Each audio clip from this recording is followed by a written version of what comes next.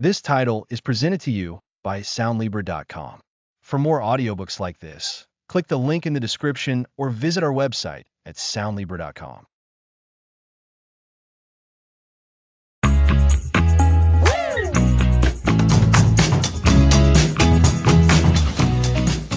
Welcome to The Forgiveness Path, a journey to unchain your spirit and release resentment. Today, we explore the fundamental question, what exactly is forgiveness? Before we dive in, a quick note that while we're discussing mental well-being, this isn't medical advice. Always consult a professional for your specific health needs. Now, when we talk about forgiveness, especially in releasing resentment, it's not about excusing bad behavior, forgetting what happened, or saying it was okay. So, if it's not about forgetting or condoning, then what is forgiveness at its heart? What does it mean to truly forgive? At its core, forgiveness is an internal process. It's a conscious decision to release anger, hurt, and the desire for retribution towards someone who wronged you, or even towards yourself. Think of it as letting go of a heavy weight you've been carrying. That heavyweight analogy really resonates.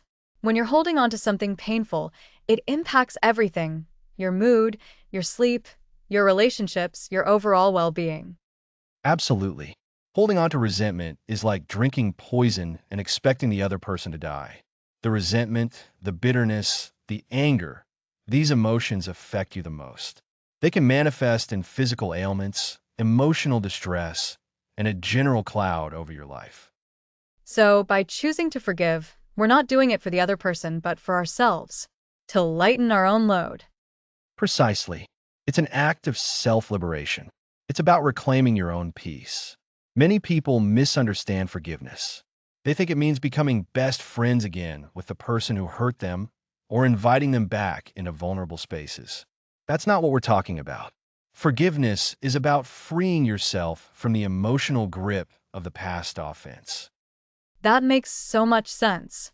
So, we're not saying, it's okay that you hurt me. We're saying, I'm choosing to no longer let that hurt define me or control my present. Exactly. And this journey isn't always easy. Forgiveness is often a process, not a single event.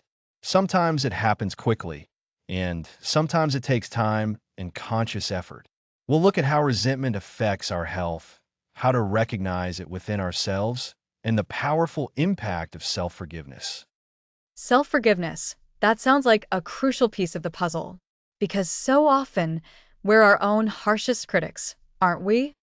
We truly are, and we can cause ourselves just as much pain as others can.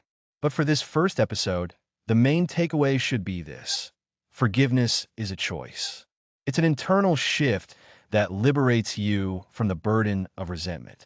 It's not about forgetting, condoning, or reconciling. It's about releasing the emotional hold that a past hurt has on you, allowing you to live more freely in the present. So, to recap what we've discussed, forgiveness is a personal decision to let go of anger and hurt connected to a past offense. It's distinct from forgetting, excusing, or reconciling. The primary benefit of forgiving is personal liberation and improved well-being, as holding on to resentment can be damaging. That's a fantastic summary, Lisa. We've laid the foundation for our journey. We've defined what forgiveness is and, just as importantly, what it isn't. This understanding is the first step in unchaining your spirit. It feels like a powerful starting point. It reframes forgiveness not as a weakness, but as a profound act of strength and self-care. Indeed it is. And as we move forward in this series, we'll delve deeper into the practicalities and the profound benefits of this transformative practice. I'm excited for listeners to continue this path with us. Next episode, we'll explore the hidden costs of resentment and how holding on to grudges can directly impact your health.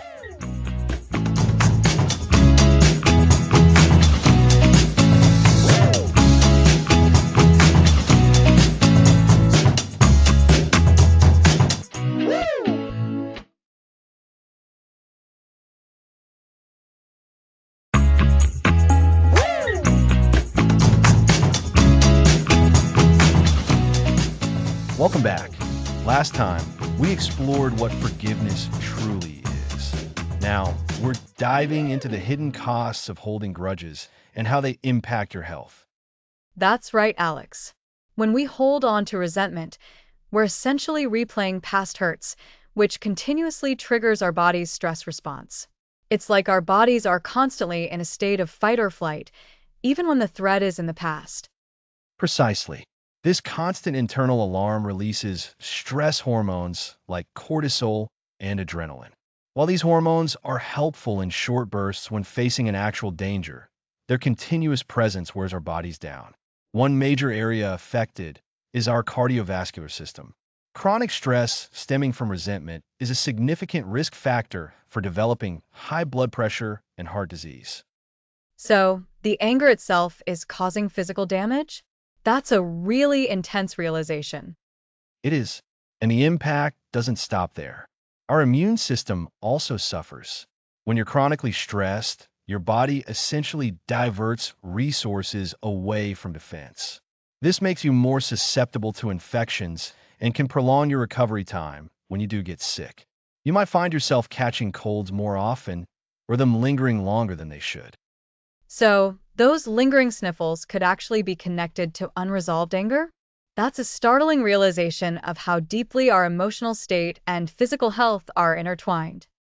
It's a very strong connection indeed. Beyond heart health and immunity, resentment can also contribute to digestive problems, frequent headaches, and persistent muscle tension. It can even disrupt our sleep patterns.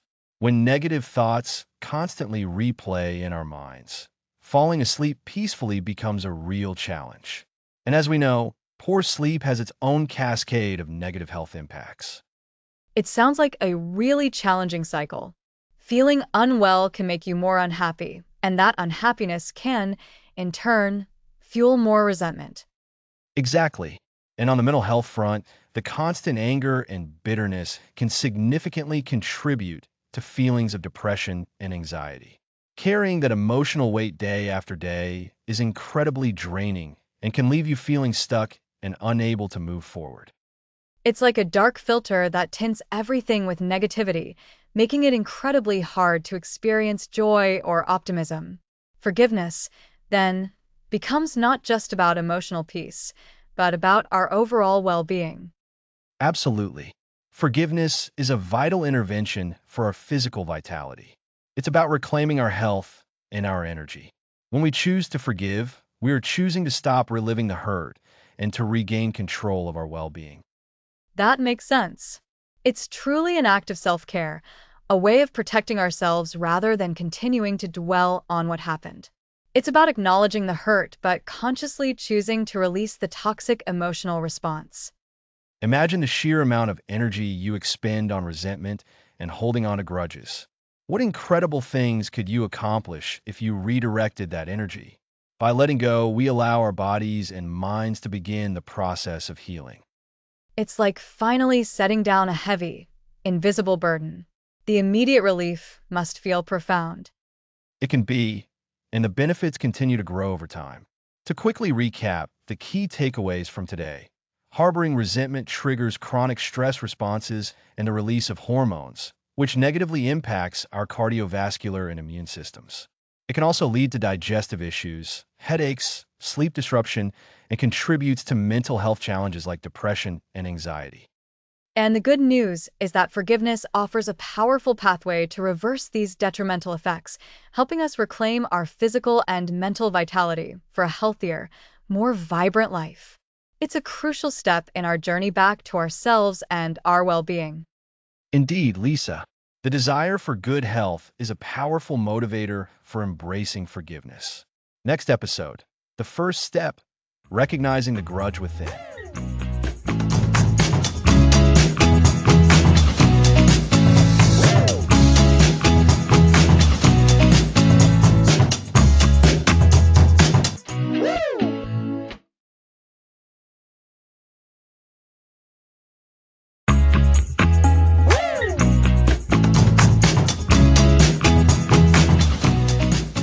Welcome back to the Forgiveness Path. Last time, we explored the hidden costs of resentment and its impact on our health. It was eye-opening, Alex. we really saw how holding on to grudges can weigh us down, affecting us both physically and mentally. Exactly. And today, we're taking that awareness further. Before we can release resentment, we must first recognize it within ourselves.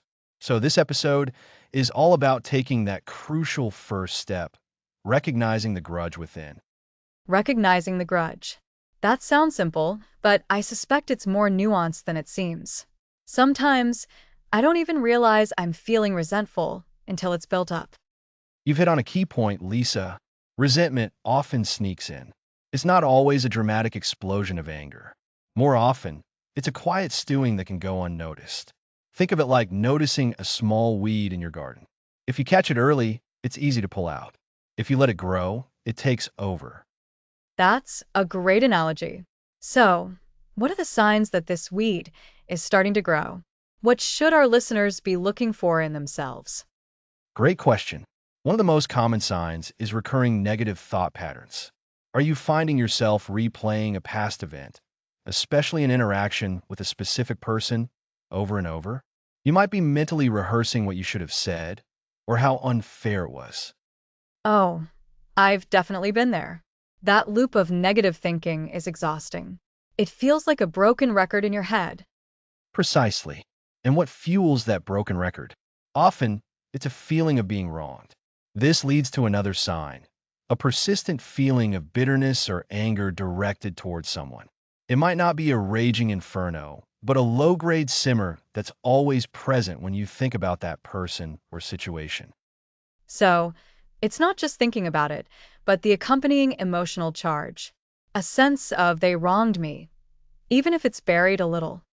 Yes, and this emotional charge can lead to avoidance. Do you find yourself actively steering clear of certain people, conversations, or even places because of a past hurt? That avoidance is often a red flag that resentment is at play, protecting you from further pain, but also keeping you stuck. That makes sense. If you're constantly trying to avoid someone, it's usually because there's unresolved negative feeling there, right? You're trying to manage the discomfort. Exactly. Another sign is a change in your general outlook. Holding on to resentment can make you cynical. You might start seeing the worst in people, expecting betrayal or mistreatment, and having a harder time trusting others. It's like the world starts to look a little grayer. That's a powerful, subtle shift. So, it can affect how we perceive everyone, not just the person we're directly resentful of. It often does, because the energy you're expending on maintaining that grudge takes away from your capacity for positivity. Now, it's important to differentiate between healthy processing and unhealthy holding on. Feeling hurt, sad, or even angry initially after an offense is a natural and healthy human response. It's how we signal that something is wrong and needs attention. So, the emotion itself isn't the problem, but what we do with it afterwards. Precisely. The problem arises when that initial hurt solidifies into a long-term, rigid stance of they are wrong, and I am right, and I will never let this go. It's that refusal to budge, that clinging to the narrative of victimhood that defines the grudge. Healthy processing involves acknowledging the hurt, perhaps seeking understanding, and eventually finding a way to move forward, even if reconciliation isn't possible. Holding on means the past event continues to dictate your present emotions and actions. So, how can we actively assess ourselves? Are there some questions we can ask ourselves to get to the bottom of it? Absolutely. Here are a few questions to consider. First, ask yourself, am I holding on to a past hurt, or am I allowing myself to heal from it? Take a moment to really sit with that. Are you actively revisiting the pain, or are you moving towards acceptance? That's a direct one. It forces you to confront the active nature of holding on. Another helpful question. When I think about this person or situation, what is the dominant emotion that surfaces? If it's consistently bitterness, anger, or a sense of injustice, that's a strong indicator of a grudge. If it's sadness, perhaps a longing for what was lost, or even indifference, you might be further along in the healing process. That's a good way to measure the temperature, so to speak, of the feeling. Indeed. And then, Ask yourself, is this resentment serving me in any positive way? Be honest. Is it protecting you from something? Is it making you feel righteous? Or is it simply a source of ongoing pain and limitation? Often, we don't realize how much energy we're pouring into maintaining these grudges. The idea that it might be serving a purpose, even a misguided one, is an interesting angle. It makes sense that we might stick with something if we feel it's protecting us, even if it's ultimately harmful. It's a protective mechanism, but a very limiting one. Think about it. Holding on to resentment is like carrying a heavy bag of rocks. You might feel like you're holding on to justice, but you're actually just weighing yourself down.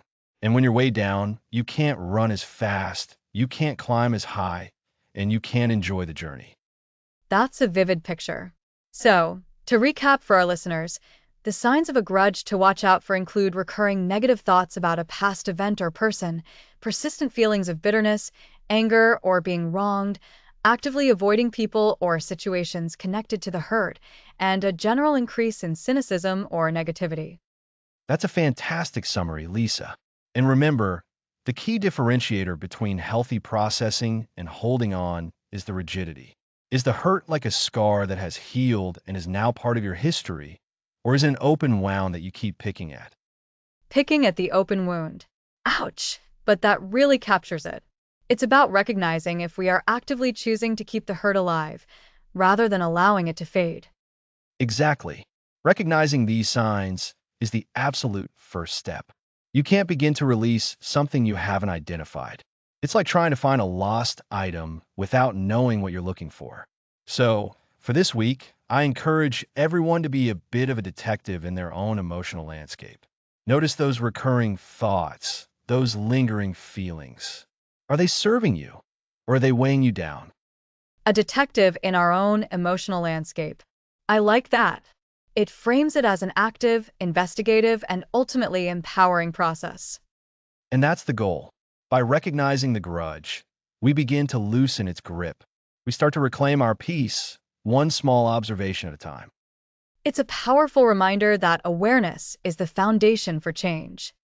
Indeed, next episode, we're going to build on this foundation.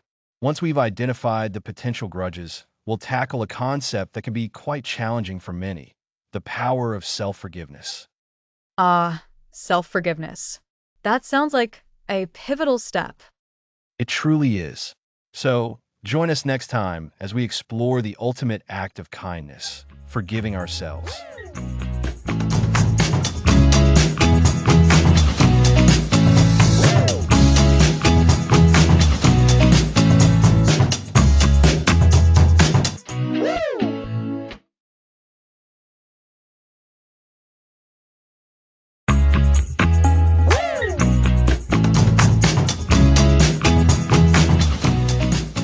Welcome back to the Forgiveness Path. Last time, we explored recognizing the grudges within. Today, we're diving into self-forgiveness. Self-forgiveness.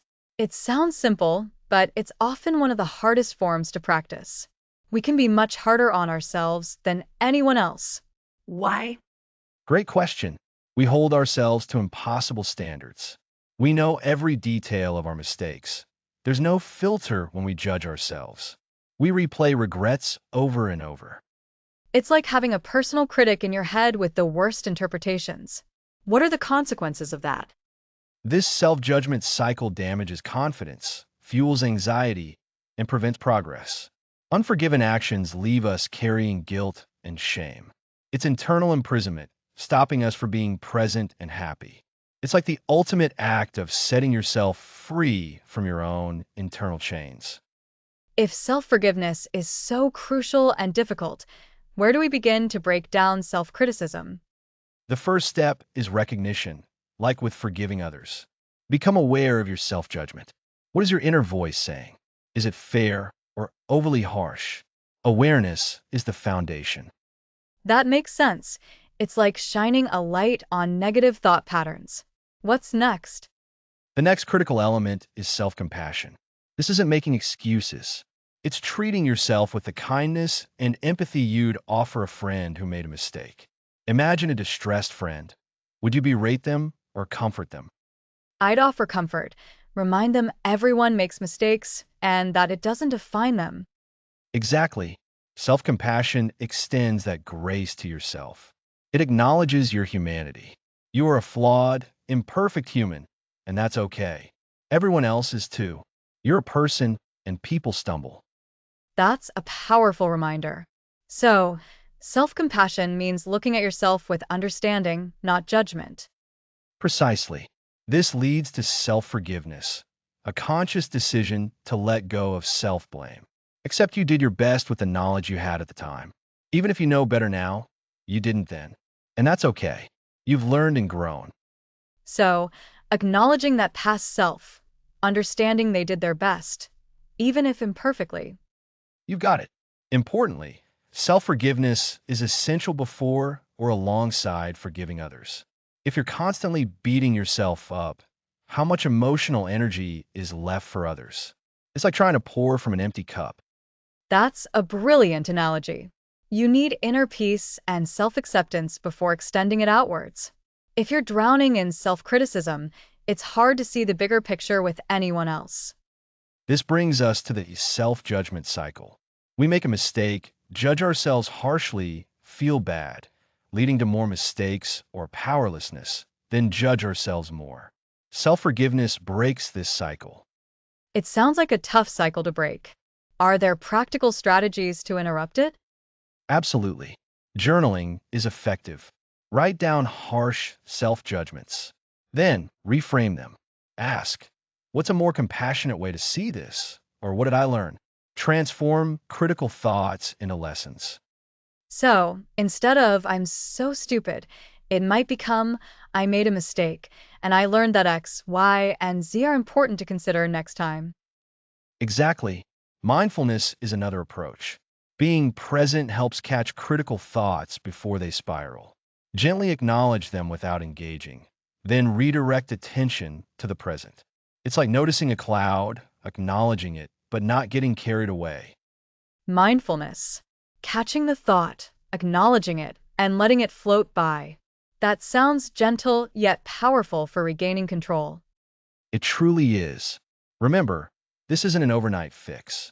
Self-forgiveness is a practice, a journey. The goal isn't perfection, it's progress. Consistently choose to be kinder to yourself. So, to recap, the power of self forgiveness means recognizing self criticism, cultivating self compassion by treating ourselves like a friend, and consciously letting go of self blame. This breaks the self judgment cycle and creates the inner space needed to forgive others. That's a perfect summary, Lisa. Self-forgiveness is the ultimate act of kindness we can give ourselves.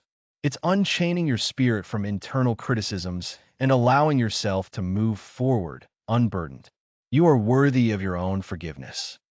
And by forgiving ourselves, we become more open and capable of extending forgiveness to others. It's a foundational piece for the entire forgiveness journey. Indeed it is. And that brings us to the end of this episode on the power of self-forgiveness. It's a tough but vital step.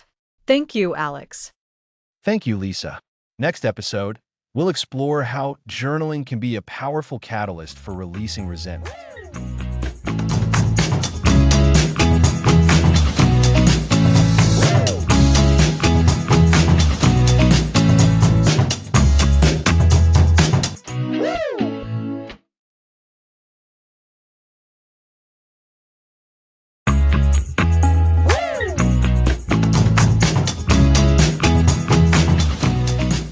Welcome back. Last time we covered self-forgiveness. Now, let's explore journaling for release. And for anyone listening who might feel a little intimidated by the idea of journaling, don't worry. It's about using writing as a way to untangle our thoughts and feelings, especially those difficult ones that hold us back. Remember in episode 3, when we talked about recognizing the grudge within? Journaling is an excellent way to explore those grudges more deeply. Exactly, Lisa. Think of your journal as a safe, private space. It's where you can be completely honest without judgment. When we hold on to resentment, those feelings can feel like a tangled knot inside us. Journaling helps us to carefully trace that knot, thread by thread, and begin to loosen it. It's about externalizing those emotions, getting them out of your head and onto the page, which often makes them feel less overwhelming. So, Alex, how does this actually work in practice? What are some concrete ways listeners can start journaling for forgiveness? Great question. The key is to be specific and to allow yourself to feel. One of the most effective ways to start is by simply writing down what happened from your perspective. Describe the situation as clearly as you can, focusing on your experience. What was said? What was done? How did it make you feel in that moment? Don't censor yourself. If you feel anger, frustration, sadness, or hurt, write it down. So, it's like telling your story. But is it helpful to just vent? Or is there more to it? Venting is part of it, but we can go deeper. After you've described the event and your initial feelings, try delving into the impact. How has this situation continued to affect you? Has it changed how you see yourself or how you interact with others? This is where we start to truly understand the hidden costs of resentment that we discussed in episode 2. By articulating the ongoing effects, we can see more clearly what we stand to gain by letting go. That makes sense. It's not just about the past event, but its lingering presence in our lives. So, we describe the event, we describe our feelings, and then we reflect on the impact. What's next? Now we can start to shift the focus slightly. This is where we begin to engage with the idea of forgiveness, even if it feels far off. You could try writing down what you wish had happened differently. What might have been a more compassionate response from the other person, or even from yourself, in that situation. This isn't about regretting the past, but about exploring alternative scenarios that might offer a sense of closure. I see. It's like imagining a different outcome, which can soften the harsh edges of reality. And what about forgiving ourselves? We touched on that in episode 4, and journaling seems like a natural extension of that. Absolutely. Forgiving ourselves can be incredibly challenging. A powerful journaling prompt for self-forgiveness is to write a letter to yourself, as if you were a dear friend who made a mistake or was hurt. What would you say to that friend? What words of understanding, comfort, and encouragement would you offer? This exercise helps us to practice the same kindness and compassion towards ourselves that we might easily extend to others. We are, in essence, giving ourselves permission to be human. That's a beautiful way to put it, giving ourselves permission to be human. It's connecting with our own vulnerability. Another aspect we touched on earlier was recognizing the grudge. Can journaling help us identify what we're actually holding on to? Definitely. Sometimes we might feel general anger or upset without pinpointing the exact source. You can use prompts like, what specific hurts am I carrying? Or what beliefs about myself or others am I reinforcing because of this situation? Writing these down can reveal underlying assumptions or core hurts that have been fueling the resentment. It's like turning on a light in a dark room and finally seeing what's there. So, to recap what we've discussed so far for journaling for forgiveness, first, describe the event and your immediate feelings. Second, explore the long-term impact of that situation. Third, consider what you wish had happened differently. And fourth, engage in self-forgiveness by writing a compassionate letter to yourself. And fifth, use prompts to identify the specific hurts and beliefs fueling your resentment. Is that right? That's a perfect summary, Lisa. And remember, consistency is more important than perfection. You don't need to pour out your entire soul every single time you journal. Even 10 to 15 minutes a few times a week can make a significant difference. The act of putting your thoughts into words helps to clarify them, to move them from a jumbled mess in your mind to a more coherent narrative on the page. This process of externalization is incredibly therapeutic. It's like giving your emotions a physical form. And once they're on the page, they seem less formless and powerful. It also allows us to look at them more objectively, doesn't it? Precisely. When feelings are swirling inside, they can feel all-consuming. But when you see them written down, you can step back and observe them. You might notice patterns or recurring themes, or even realize that some of the intensity of the emotion has passed simply by giving it voice. Over time, you can revisit your journal entries. You might notice how your perspective has shifted, how some of the pain has dulled, or how you've already begun to forgive without even consciously realizing it. That's encouraging. It's proof of progress, even when we don't feel like we're moving. And as we continue on this forgiveness path, this practice of journaling can be a constant companion, a tool we can always turn to. It's a way of actively engaging with our healing process rather than passively waiting for it to happen. Exactly. It's about taking ownership of our emotional well-being. And remember, this isn't about excusing harmful behavior or forgetting what happened. It's about releasing the emotional burden that the resentment carries for you. By journaling, we are actively choosing to unburden ourselves, to free up that energy that was being consumed by negativity. We are making space for peace, for healing, and for growth. Wonderful. So, listeners, we've learned today that journaling is a powerful, practical tool on the path to forgiveness. We can use it to describe events and our feelings, explore the impact of past hurts, imagine different outcomes, practice self-compassion through letter writing, and identify the specific grudges we hold. Remember, consistency is key, and even short writing sessions can lead to significant clarity and release. Indeed, as we've seen, words have the power to transform our inner landscape. They can illuminate, untangle, and ultimately help us to let go. By consistently engaging with our thoughts and feelings through writing, we are building resilience and cultivating a more peaceful heart. Next episode, we'll explore the crucial element of cultivating compassion, the bridge that helps us understand ourselves and others on a deeper level.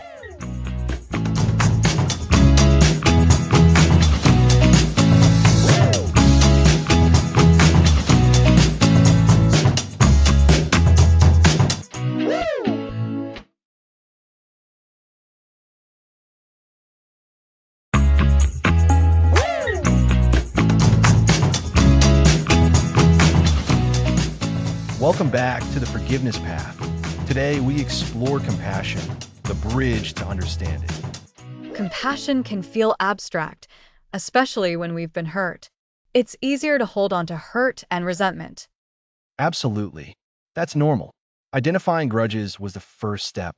To move beyond them, we need to build something new, something that softens hard edges. That's where compassion comes in. So, what is compassion, and how does it differ from empathy? Empathy is understanding and sharing another's feelings. If someone is sad, you feel sad with them. It's stepping into their shoes. Right? Empathy connects us, but compassion goes further. It's not just feeling with someone. It's a desire to alleviate their suffering. It's empathy plus the intention for kindness and action. So, empathy understands the feeling, and compassion adds the desire to ease the situation. I like that distinction. Exactly. In forgiveness, when we hold a grudge, we focus on the wrong done to us, replaying the hurt. Cultivating compassion shifts our perspective. It doesn't excuse behavior, but helps us understand the underlying factors that might have led to it. But Alex, that's incredibly difficult. How can we feel compassion for someone who caused us significant pain? It feels counterintuitive, even like a betrayal of our own pain. It absolutely can be. That's why we call it cultivating compassion. It's a practice, not an instant feeling. It's developing a more understanding outlook, even towards those who have wronged us. Think of tending a garden. You don't expect a full bloom overnight. You prepare the soil, plant seeds, water them, and give them time to grow. A garden. I like that analogy. So, what are some seeds we can plant for cultivating compassion? One powerful way is perspective taking. This isn't about agreeing with their actions, but trying to see the situation from a broader viewpoint. Imagine that person who hurt you. What might have been going on in their life? Or their own struggles, their own fears, their own unhealed wounds. Often, people who inflict pain are themselves in pain. That's a challenging thought. To see them as hurting rather than just as a cause of our hurt. It is. It requires conscious effort. We can ask ourselves, what might have been their story? This doesn't magically erase the harm, but it can chip away at the black and white thinking that fuels resentment. It opens the door to understanding, not endorsement. So, it's like looking for the why behind their actions, even if that why is complex. Precisely. And to help, we can use a practice called loving kindness meditation. Adapted for this purpose, we can extend it gently to those who have caused us pain. That sounds intense. How does that work? It starts small. Find a quiet space, close your eyes, and bring to mind the person who hurt you. Then begin with a simple phrase, may you be free from suffering. Repeat this gently without force. If resistance arises, notice it and return to the phrase. May you be free from suffering. It's simple, yet profound. It addresses their fundamental state of being, their potential suffering. Exactly. The key is gentleness. We're not forcing a feeling of love. We're planting a seed of well-wishing, a recognition of shared humanity. This practice helps to decouple the person from their harmful actions, even momentarily, and to acknowledge their existence as a fellow being. I can see how doing this regularly, even for short periods, could start to shift something internally. It's like training a muscle. Absolutely. Another exercise that builds on this is to write a compassionate letter. This is different from journaling for releasing your own pain. This letter is addressed to the person who hurt you, but you will not send it. Okay, I'm intrigued. What's the goal of a letter you won't send? The goal is to explore the possibility of their humanity through your written words. You might start by acknowledging the pain they caused, but then explore their potential struggles, their potential reasons, or their existence as a human being navigating life. You can write what you wish for them, not necessarily for reconciliation, but for their own inner peace or freedom from whatever drives their destructive behavior. So it's about understanding their path, their struggles, without excusing or condoning what they did to me. It's an exercise in acknowledging their existence beyond the hurt they inflicted. Precisely. It's about recognizing that behind every action, there's a story. Understanding that story, even conceptually, can soften our own stance. It's a process of moving from condemnation to a more nuanced acknowledgement of shared humanity. This is crucial for forgiveness because holding onto righteous anger and judgment keeps us anchored to the past. Compassion, on the other hand, allows us to loosen that anchor. So, to recap, compassion isn't about condoning harmful behavior. It's about cultivating a desire to alleviate suffering in ourselves and others by understanding our shared humanity. We can do this through perspective taking, imagining the other person's struggles, and through practices like modified loving kindness meditation or writing an unsent compassionate letter. That's a perfect summary, Lisa. Cultivating compassion is building a bridge. It's a bridge of understanding that allows us to move away from resentment towards a more peaceful, liberated state. It's a vital step in reclaiming our own inner peace. It really does feel like a bridge. It connects us back to ourselves, even when thinking about someone else. Indeed, and it's a bridge that strengthens with practice. So, continue to explore these ideas. Be gentle with yourselves, but be persistent. The path to true freedom is paved with understanding and, yes, with compassion. Thank you, Alex. This has been incredibly insightful. Thank you, Lisa. And thank you, listeners. Next episode, Forgiveness in Families, Navigating Complex Ties.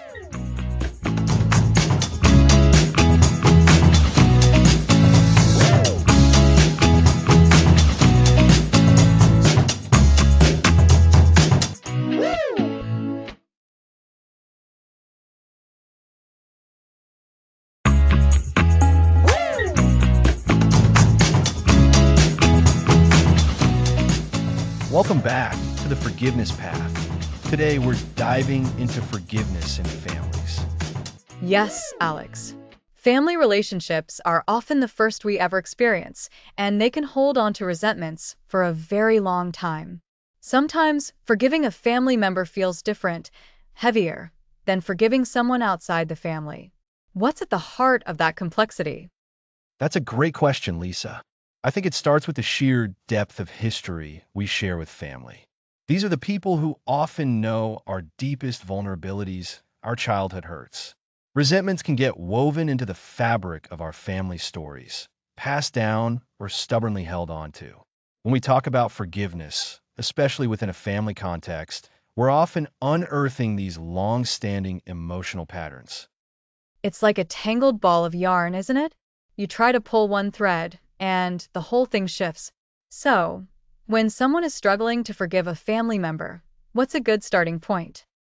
Building on what we discussed in previous episodes, the first crucial step is remembering the power of self-forgiveness. This isn't about excusing behavior, but about releasing yourself from the burden of anger and pain. Imagine carrying a heavy backpack filled with rocks representing past hurts. Self-forgiveness is about putting those rocks down one by one so you can walk lighter. And we also talked about journaling, how writing can be a powerful tool to untangle those feelings.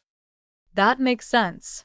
So, even if the other person doesn't acknowledge their part or the situation, I can still begin to release the hold it has on me. But what about when the family dynamics themselves are difficult to navigate? For example, when forgiveness might mean setting boundaries or even not reconciling? That is a vital point, Lisa. Forgiveness does not, and should not, always mean reconciliation. It's crucial to understand that.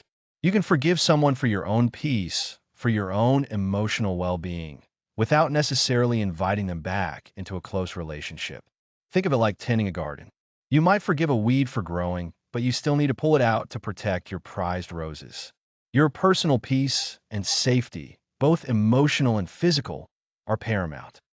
So, forgiveness can be an internal process, an act of self-liberation, even if the relationship doesn't return to what it was, or if it needs to change significantly. It's about reclaiming your own power. Exactly. And this is especially important when we're talking about children who might be trying to forgive parents or siblings who have had long-standing feuds. It's about recognizing that your feelings are valid, but you also have the agency to choose how you move forward. When we talk about family, we're talking about deep, often unconditional love, but that doesn't mean we have to endure disrespect or harm. It's like we're building a new foundation for the relationship, or perhaps just a stronger fence around our own garden. This connects back to cultivating compassion, doesn't it? Can we find compassion for the family member, even if we're also setting boundaries? Absolutely. Compassion doesn't mean condoning hurtful actions. It means understanding that often people act out of their own pain, their own past experiences, their own limitations. It doesn't excuse their behavior, but can help us to see them as flawed human beings rather than solely as the source of our pain.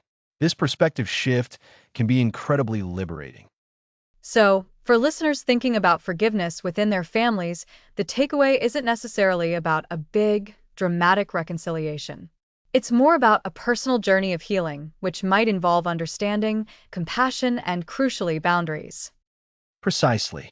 It's about acknowledging the hurt, choosing to release the resentment for your own benefit, and then deciding what that looks like for the future of the relationship. This might mean more open communication, it might mean less contact, or it might mean a respectful distance. The key is that the decision comes from a place of self-care and empowerment.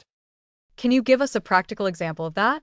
How might someone forgive a parent for being overly critical without allowing the criticism to continue impacting them? Certainly. Imagine a parent who, throughout your life, has been very critical of your choices, your career, your appearance. The hurt from this is real. Forgiveness, in this case, might start with acknowledging my parents' criticism has deeply wounded me, and I've carried that pain for a long time. Then, self-forgiveness. I forgive myself for feeling hurt, for feeling inadequate because of their words. With compassion, you might consider, perhaps my parents' own life experiences have made them insecure, and they project that onto me. And then, the boundary.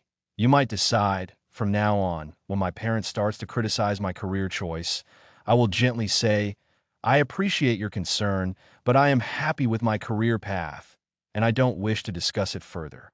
Or, if that's too difficult, you might limit phone calls or visits. That's so clear, Alex. It's about responding differently to the same old pattern.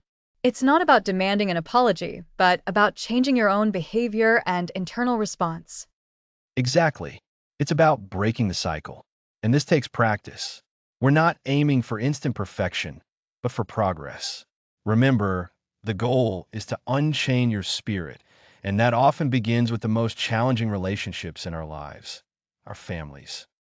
So, to recap for our listeners, forgiving family members can be complex due to deep history and emotional ties. Start with self forgiveness and use tools like journaling. Remember that forgiveness does not always mean reconciliation.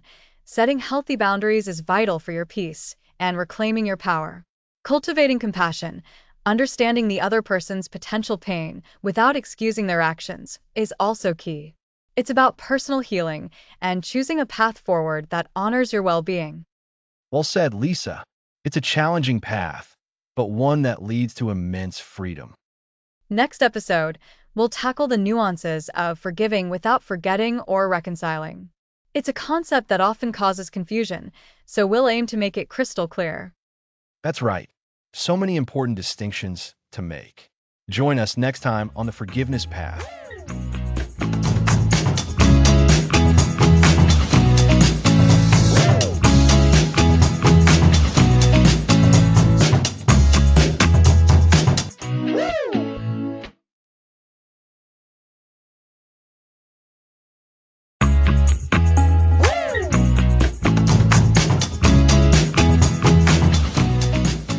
Welcome back to the forgiveness path. Today, we're tackling a crucial distinction, forgiving without forgetting or reconciling.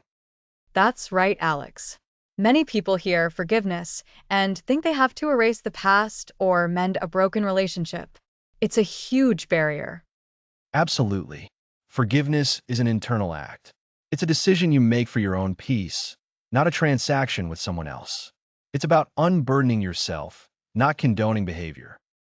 So, when we talk about forgiving without forgetting, what does that mean? It means you can choose to release the anger and resentment without erasing the memory. Forgetting is often biological, but forgiveness is a conscious choice. You can remember, understand the impact, and still choose to let go of the emotional weight. That makes sense. It's like looking at a scar. You remember the injury, but the wound has healed.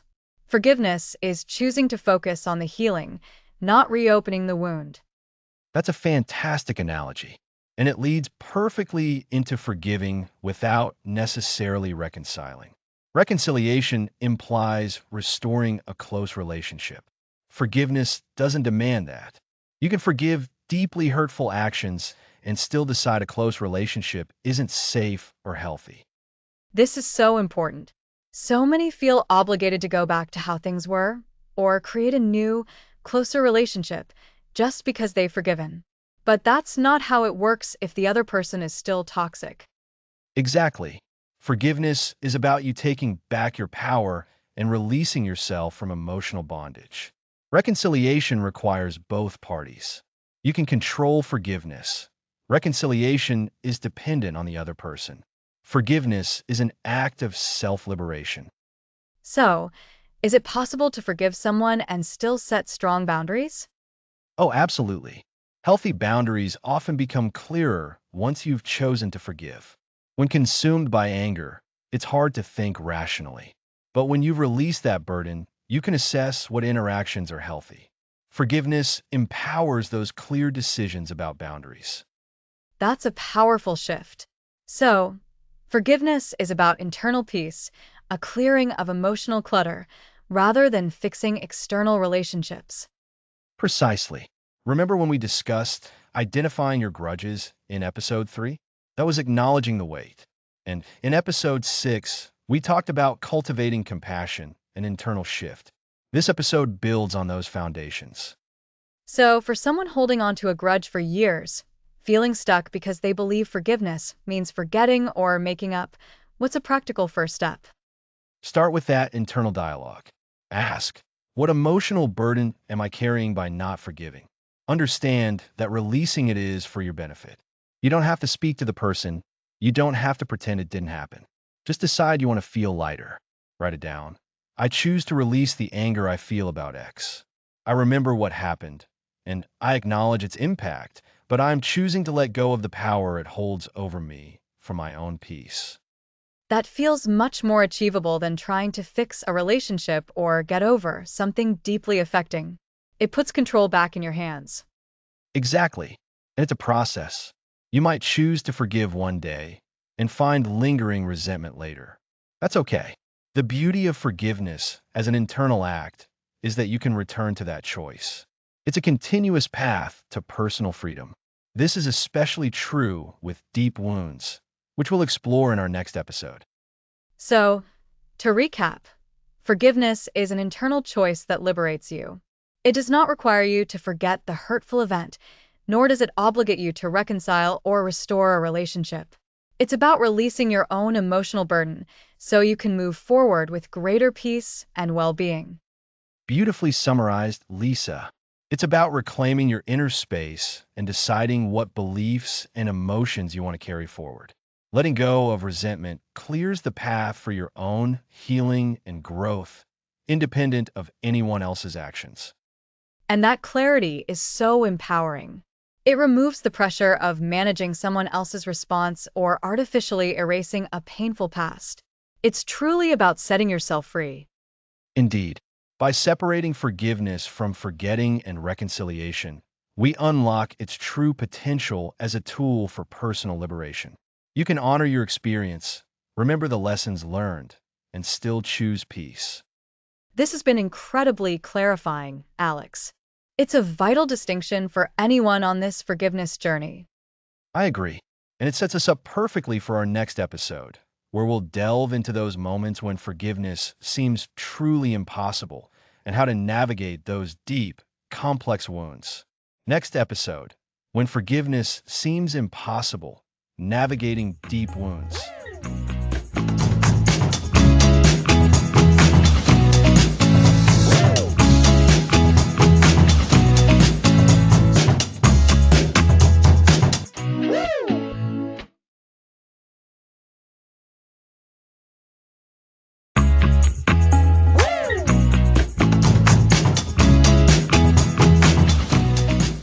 Welcome back to the Forgiveness Path. Today, we're tackling when forgiveness seems impossible, especially with deep wounds.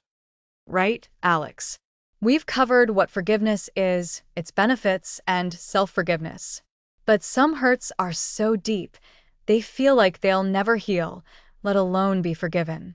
It's crucial to acknowledge that. Absolutely. The first step is honesty about the pain's depth. Forcing forgiveness when you're still reeling can backfire, making you feel like you're failing. So, it's okay to admit this is incredibly difficult, that forgiveness feels like an insurmountable mountain right now. More than okay. It's essential. Imagine a deep physical injury. You wouldn't just walk it off. Emotional wounds are often more complex. Some experiences leave scars that are part of your story, and accepting that is radical self-compassion. That makes sense. So, when forgiveness feels impossible, what are the practical steps? What does care look like for an emotional wound? Patience is key. Forgiveness isn't a switch. For deep wounds, it's a long process. It requires commitment to your healing, even when the end isn't in sight. During this time, seeking support is vital. A trusted friend, family member, or importantly, a therapist or counselor. A professional can offer guidance and a safe space for these intense feelings, someone trained to help navigate trauma. Exactly. They can provide tailored tools and strategies.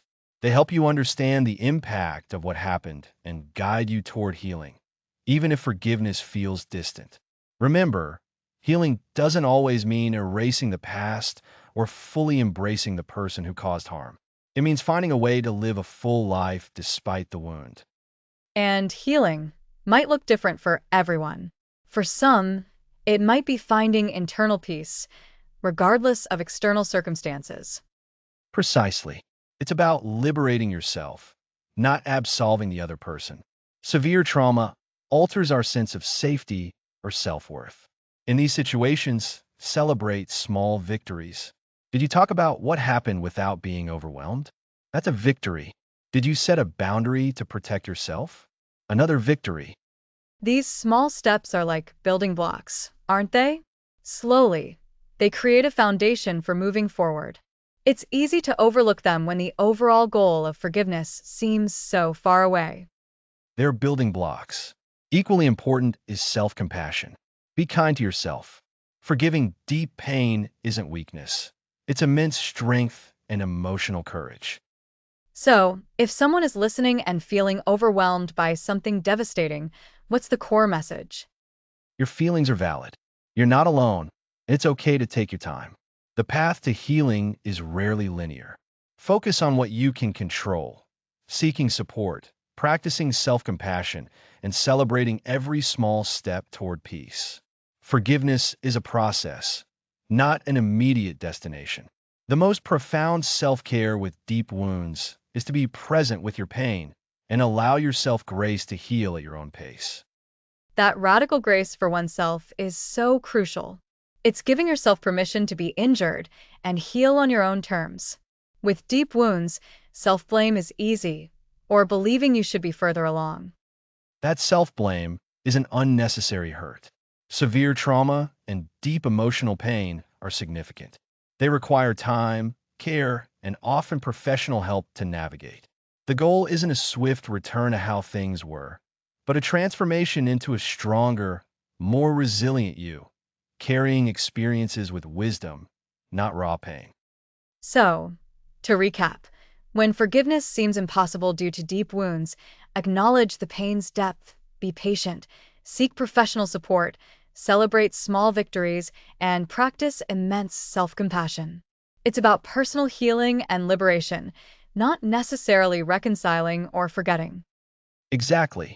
This is about reclaiming your power and peace, one step at a time. The journey through deep wounds is challenging, but finding greater ease and wholeness is possible. Thank you, Alex. That's incredibly encouraging for anyone grappling with profound pain. Next episode, we'll focus on making forgiveness a sustainable, ongoing practice. We'll talk about cultivating a resilient heart.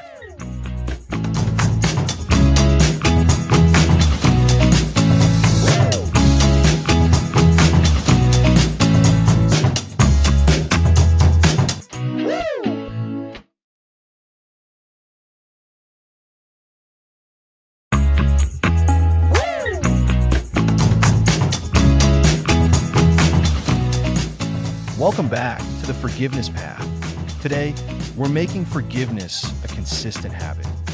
That was a powerful one, Alex. It felt like we really sat with the difficulty of it all.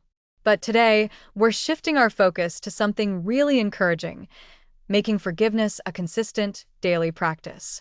It's not just a one-time event, but a way of living, right? Exactly, Lisa. Think of it like tending a garden. You don't plant seeds and then expect a fully bloomed garden without any further effort. You have to water, weed, and nourish it regularly. Forgiveness is much the same. It's about cultivating a mindset and developing habits that support a forgiving heart, day in and day out. This ongoing practice builds what we can call emotional resilience. Emotional resilience. I like that. So, it helps us bounce back not just from big hurts, but from the everyday bumps and bruises too? Precisely. And one of the most effective ways to foster this daily practice is through mindful reflection. This means taking a few moments, perhaps at the start or end of your day, to just be present with your thoughts and feelings, without judgment. Ask yourself, what did I experience today? Were there any moments of frustration or irritation? How did I react? So, it's about checking in with ourselves, almost like a gentle inventory of our emotional landscape. That's a great way to put it. And during this mindful reflection, you can consciously choose to notice any lingering resentments or judgments you might be holding on to. This isn't about dwelling on the negative, but about acknowledging it so you can begin to work with it. Forgiveness starts with awareness. Awareness is key, isn't it? Sometimes we don't even realize we're still holding on to something until we pause and really look. Then what? Once we've noticed, how do we actively practice forgiveness in those everyday moments? That's where conscious reframing comes in. When you notice yourself reacting negatively to someone's actions or words, maybe a coworker who's always late, or a family member who makes a critical comment, try to reframe the situation. Instead of immediately thinking, they're trying to annoy me, can you consider other possibilities? Perhaps they're having a bad day, or they're dealing with something you know nothing about. Shifting from assuming negative intent to considering a broader perspective. That feels like a powerful tool for de-escalation, both internally and externally. It's like giving the other person the benefit of the doubt, which in turn softens our own reaction. Exactly.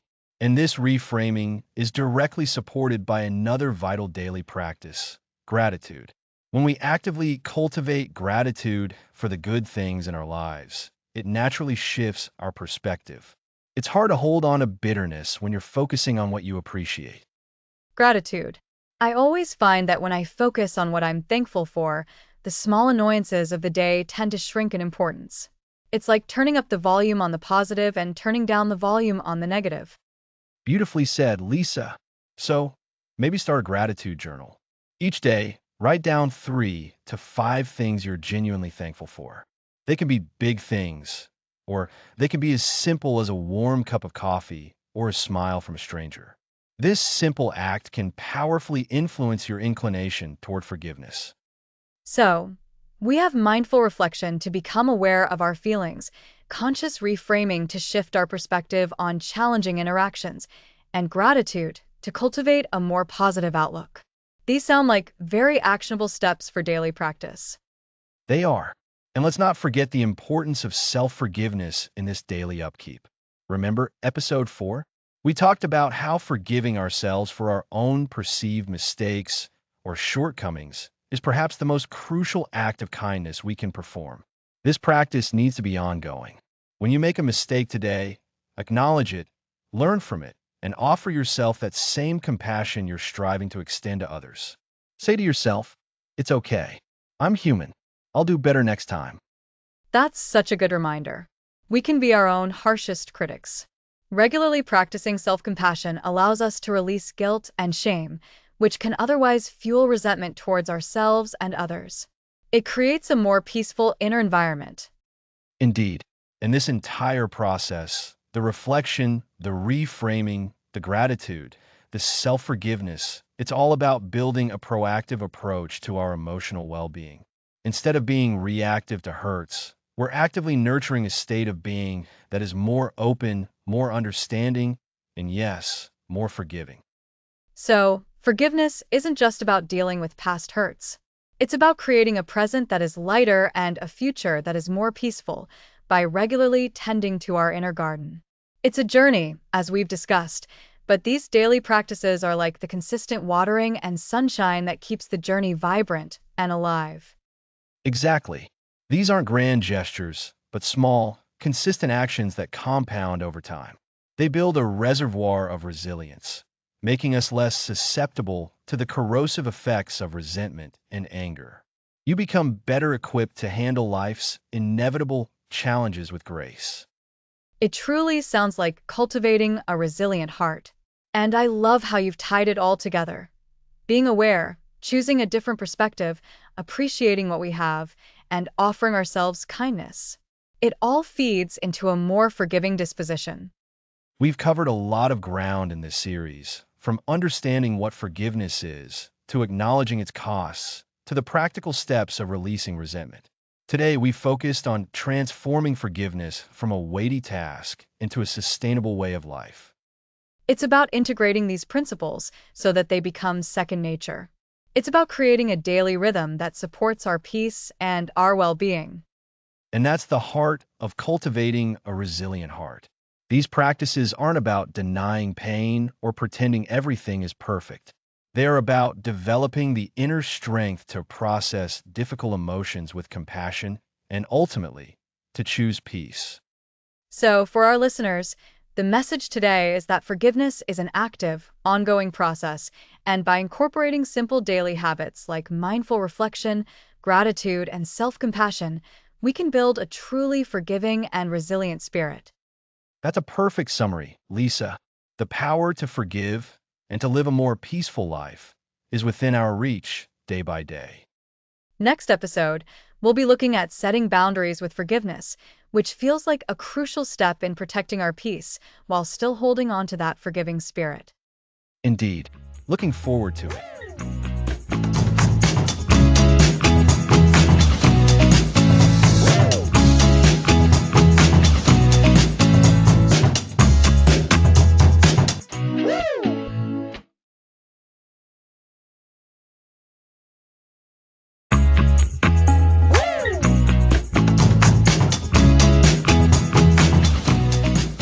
Welcome back to the Forgiveness Path. Today, we're discussing setting boundaries as part of forgiveness. It's episode 11, and we're focusing on setting boundaries with forgiveness, protecting your peace. This builds on everything we've discussed about releasing resentment and cultivating compassion. Absolutely. For many, forgiveness sounds like letting someone off the hook entirely or inviting them back into your life without safeguards. But that's a misconception we need to address. It's like saying, I forgive you, and then letting the same hurtful behavior happen again.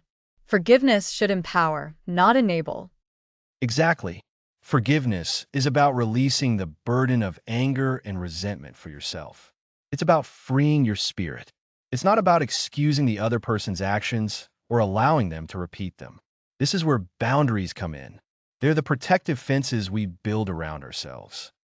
I like that metaphor, Alex. Protective fences.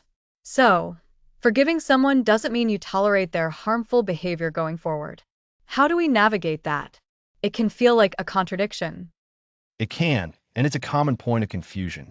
The key is understanding that forgiveness and reconciliation are not the same thing. We touched on this in episode 8, remember? You can forgive someone without having to reconcile, and you can certainly forgive someone without ever letting them cross your boundaries again. So, forgiveness is an internal process, a release of emotional baggage. Boundaries are an external action, a way of managing our interactions and protecting our well-being. They work hand in hand. Precisely. When you've forgiven someone, you might feel a sense of peace about what they did. But that doesn't mean you need to be vulnerable to them repeating it. Your peace is precious, and your boundaries are how you guard it. Okay, so how do we actually do that? How do we set these necessary boundaries, especially if the person we've forgiven doesn't understand or respect them? It starts with clarity.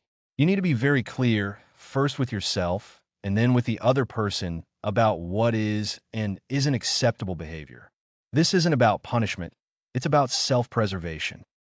Self-preservation. That resonates. It's not selfish to protect yourself. Not all. It's healthy.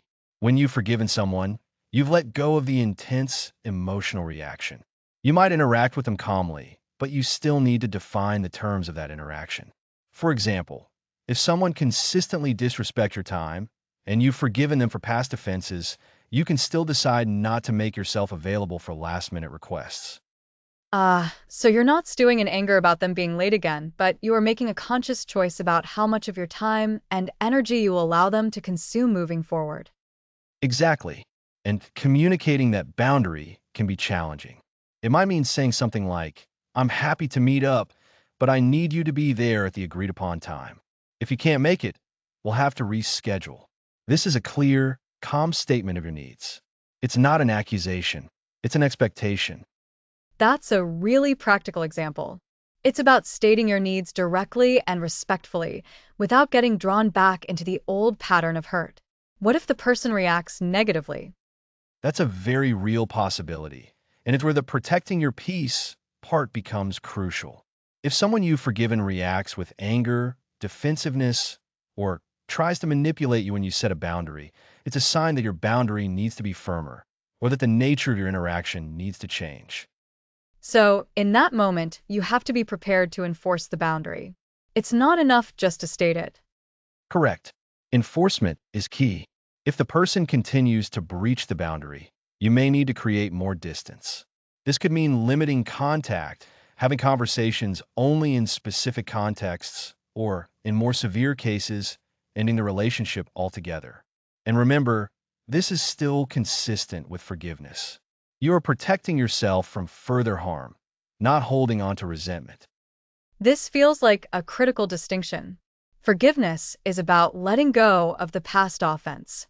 Boundaries are about managing the present and future interactions. They are not mutually exclusive. They are not. And it's important to remember that this applies not just to interpersonal relationships, but also to your own internal boundaries. After forgiving someone, you might need to set a boundary with yourself to avoid dwelling on the past offense. That's a great point. So, forgiving yourself as well, and not letting those old wounds reopen themselves. Precisely. This might involve practicing mindfulness, redirecting your thoughts when they start to ruminate, or engaging in activities that bring you joy and peace. Think of it as a gentle reminder. I have processed this. I have forgiven. Now I'm focusing on my present well-being. This whole idea of boundaries with forgiveness is really about reclaiming power, isn't it? It's saying, I choose how I want to be treated, and I choose to protect my inner peace. It is. It's the culmination of releasing resentment and choosing your own well-being. You've done the hard work of forgiving, but now you're ensuring that act of forgiveness doesn't leave you open to further pain. It's about sustainable peace. It's about making sure that the release you've experienced can last. So, to recap for our listeners, forgiveness is an internal process of releasing resentment for your own peace of mind. Boundaries are external actions and guidelines you put in place to protect your well-being and prevent further harm. You can forgive without reconciling, and you can forgive without allowing harmful behavior to continue. Well said, Lisa. It's about integrating the act of forgiveness with the practice of self-care and self-respect. You've taken a huge step by working through past hurts. Now it's about building a stronger, more resilient you. Next episode, we'll explore what it truly means to reclaim your power through the journey of forgiveness. Next episode, Reclaiming Your Power, the True Freedom of Forgiveness.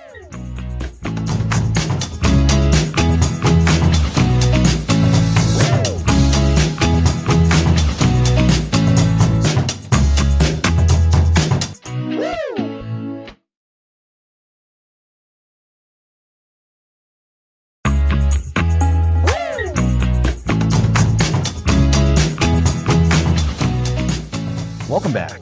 We're nearing the end of our journey together. It's episode 12, and we've covered so much ground, Alex. From understanding what forgiveness even is to recognizing the heavy toll resentment takes on our health, and then diving into the practical steps.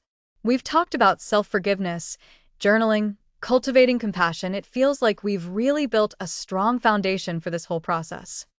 Absolutely, Lisa. And today, we're bringing it all together to focus on the outcome, reclaiming your power. For so long, when we hold on to resentment, we're essentially giving our power away. Our energy, our focus, our emotional well-being, it's all tied up in that past hurt. That's such a key point. It's like we're living in the past, carrying that burden with us everywhere we go. And that takes an incredible amount of energy. When we're constantly replaying grievances or feeling that lingering anger, that energy can't be used for anything positive in our current lives. Exactly. Think of it like carrying around a heavy backpack filled with stones. Each stone represents an unresolved hurt, a grudge, a moment of feeling wronged. The longer we carry it, the heavier it gets, and the more it impacts our posture, our movement, our very ability to enjoy the journey. Forgiveness is the act of gently, or sometimes not so gently, taking those stones out of the backpack. And when you take them out, what happens? You feel lighter. You can stand up straighter. You have more energy to walk forward. That's reclaiming your power. Precisely. Reclaiming your power means shifting your focus from what was done to you to what you can do now. It means realizing that the past cannot control your future unless you allow it. Forgiveness, in this context, isn't about condoning the past action or even forgetting it. It's about recognizing that holding onto that negativity is harming you the most. I remember at the beginning of this series, you mentioned that forgiveness is not a weakness, but a profound strength. Episode 1 really set the stage for that. And now, as we're talking about reclaiming power, that strength becomes so evident. It does. Because the strength isn't in tolerating injustice. The strength is in your decision to no longer let that injustice define your present or dictate your future. It's a very active, conscious choice. We talked about this in episode 10, Cultivating Forgiveness as a Daily Practice. It's not a one-and-done event, but a continuous cultivation of freedom. And that daily practice, that conscious choice, is what builds resilience. It's what allows us to navigate difficult situations, whether they involve family dynamics, as we explored in episode 7, or even those seemingly impossible situations from episode 9, without letting them completely derail us. That resilience is a direct result of reclaiming your power. When you're not draining your energy on resentment, you have so much more available for living. You have more mental clarity to focus on your goals, your passions, your relationships. You have more emotional capacity to experience joy, love, and peace. You can be present in your own life. And aren't those the things we all crave? To be present, to feel joy, to have peace? It's ironic, isn't it, that by letting go of something painful, you actually gain so much more of what makes life truly worth living. It is. It's a form of emotional liberation. When you release resentment, you're not just letting go of the hurt. You're letting go of the person or the situation that caused it having a hold over your emotional landscape. You are free to choose how you feel, how you respond, and where you direct your energy. I think it's important to touch on episode 11 again, about setting boundaries with forgiveness. Because reclaiming your power also means protecting yourself going forward. Forgiveness doesn't mean you have to re-enter unhealthy situations or relationships without any safeguards. That's a critical distinction. Forgiveness and reconciliation are not the same. And forgiveness does not mean a lack of boundaries. Reclaiming your power means you can forgive someone for past actions, but still recognize that for your own well-being, a certain distance or specific boundaries are necessary in the present. You can wish someone well without necessarily inviting them back into your inner circle. It's about creating a healthy space for yourself. You've done the work on your end to release the emotional baggage. Now you're establishing healthy patterns for the future. It's like disinfecting a wound and then putting on a fresh bandage. You're healing and you're protecting that healing. Beautifully put. And this freedom, this reclaimed power, it doesn't just impact you. When you're more at peace, more energetic, and more joyful, that positivity naturally radiates outwards. It affects your interactions with others and can even, in subtle ways, contribute to a more positive environment around you. So, to sum up what we've been talking about in this episode, reclaiming your power through forgiveness means, first, acknowledging that holding on to resentment drains your energy and focus. Second, understanding that forgiveness is a conscious choice to shift your attention from past hurts to present possibilities. And third, realizing that this process leads to immense emotional freedom, allowing you to live more fully and joyfully in the present moment. Exactly. It allows you to become the author of your own story, rather than a character passively reacting to the plot points of the past. You get to decide what happens next. You get to harness that energy for growth, for creation, for connection. It's such an empowering message to end on before our final episode. It really highlights the ultimate benefit of embarking on this forgiveness path. It's not just about letting go, it's about gaining so much more. It truly is. And we have one more episode coming up to wrap up this entire series. We'll be looking back at the whole journey, reinforcing the key lessons, and encouraging you to keep moving forward on the path of forgiveness. Sounds like a perfect conclusion. Join us next time for our final episode.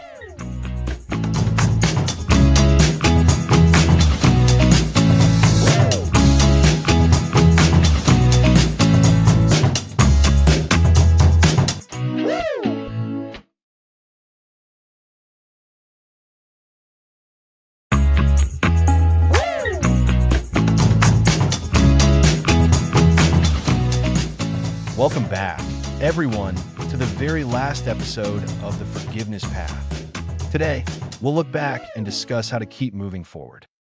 It's hard to believe we've reached the end of this series.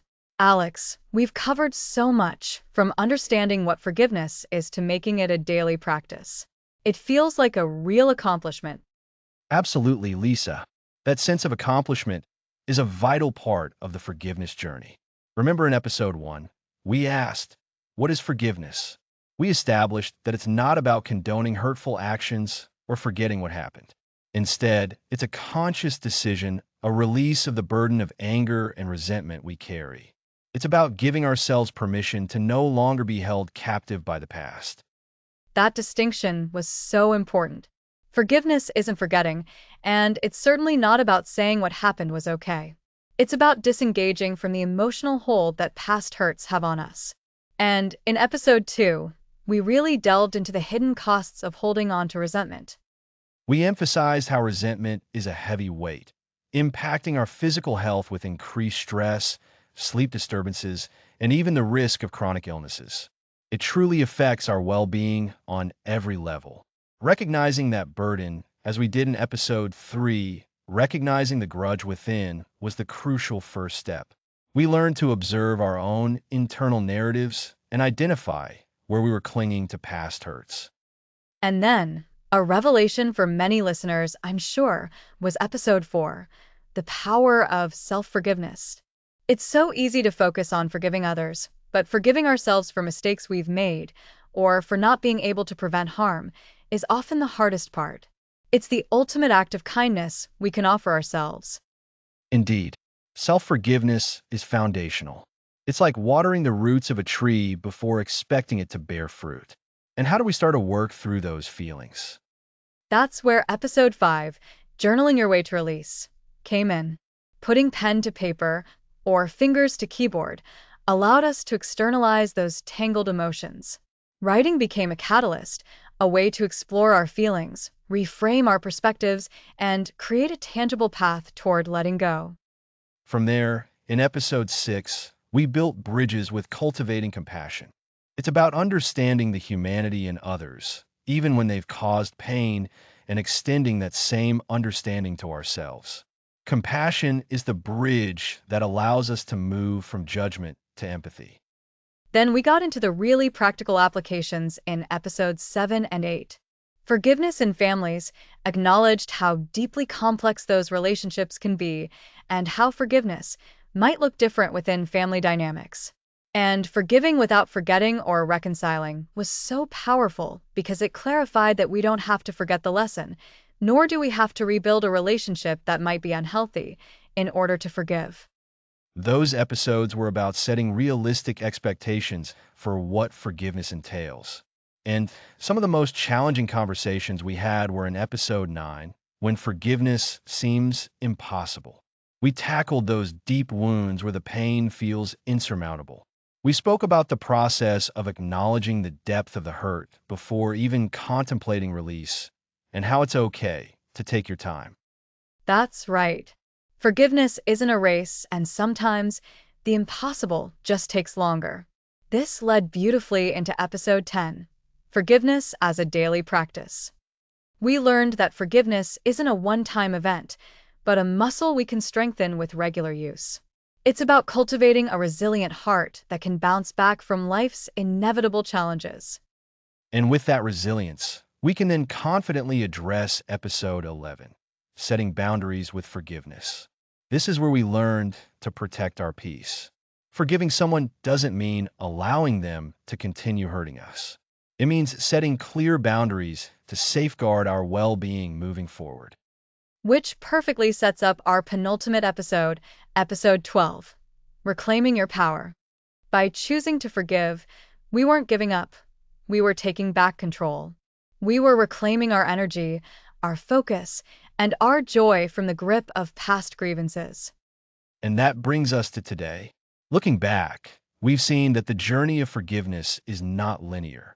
It's a winding path, filled with moments of clarity and moments of struggle. We've learned to recognize resentment, to practice self-forgiveness, to use journaling as a tool, to cultivate compassion, and to understand that forgiveness doesn't erase memory or necessitate reconciliation. We've also learned that forgiveness is a continuous practice and that setting healthy boundaries is an essential part of protecting ourselves as we move forward. It's about empowering ourselves, not diminishing ourselves. So, as we conclude the forgiveness path, remember the core message. Forgiveness is a gift you give yourself.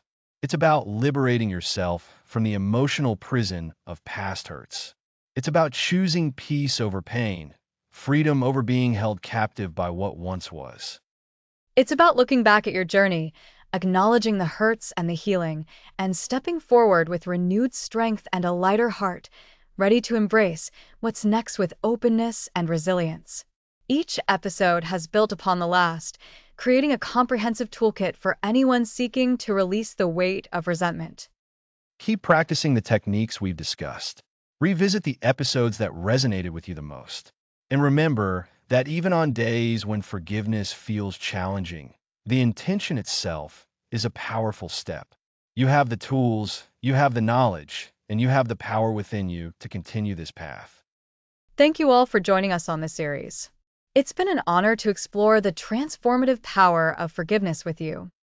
Thanks for listening to the series.